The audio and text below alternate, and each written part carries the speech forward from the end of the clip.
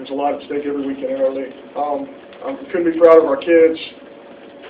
In the postseason, they just did an incredible job competing every minute, coming together. Our seniors really did a great job of leading.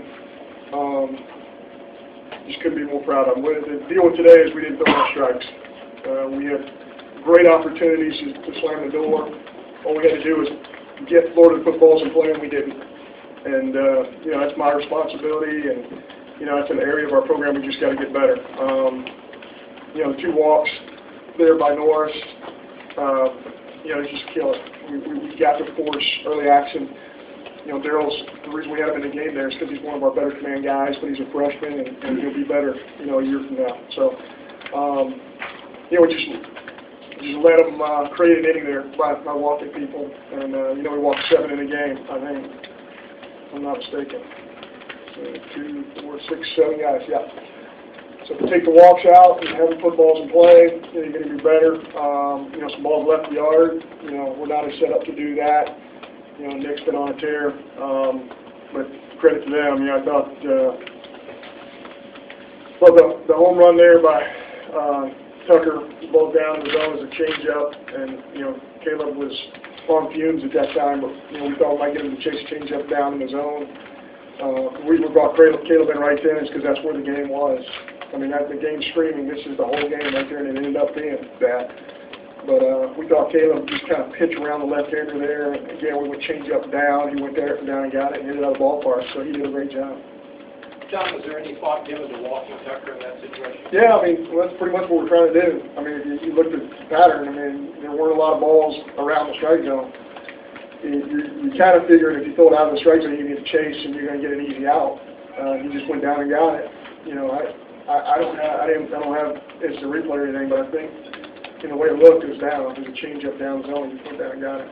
John, why were you upset with Kevin O'Sullivan?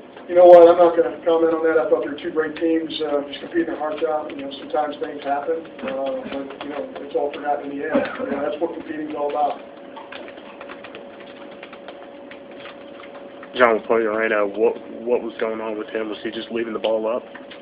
Yeah, he just, we need a little swing and miss there, and Poyo didn't have command in and out to be able to get a swing and miss, to get the body language. So many times you're reading body language of the hitter, and you sit there and go, okay, he didn't see that pitch. You have the little, the little movement of the body that says he's not locked in, he's not seeing this. When Devin came in the game, we're starting to get some of that. We get some hitters, and we're working in and out with fastball and slider. We get some good body language from hitters. Saying that they're not picking it up great. I never got to Poyorena today, and I'm a big believer in that. When all of a sudden they're taking great swings and there's no bad posture or bad body language by their hitters, you got to do something different quickly, especially in a ballpark that can play like it did today. Nick, talk a little bit about just the emotional roller coaster of the day, the weekend. You had the big home run and then the RBI thing that put you guys up ahead. Well, it was unbelievable, especially when we were picked last in the SEC this year. So to come here and do what we did was really special. I was proud of our guys for coming and fighting back, getting that lead again, and in my head I was like, if they win this game, they're going to earn it, and that's what they did. And I don't have anything bad to say about them. They're a really good team, and I hope they represent us well in Omaha. Nick, did you almost taste it though? There after y'all pulled ahead, you're trying not to think that way. I mean, yeah, you can't help but think that way a little bit. 2 runs late in the ball game, we still got some good guys in the pen. I thought we really had a chance, and things just didn't go our way, and that's just the game. That's how it goes. What did he throw you, and what did you see on the home run? He took me a fastball in. He tried to bust me in late. I was low in. John, you guys picked to finish last, go under 500 in regular season play. You got Chip Barks in the dugout. Can you talk about the makeup of this team and just kind of how they came together and were able to go where you did?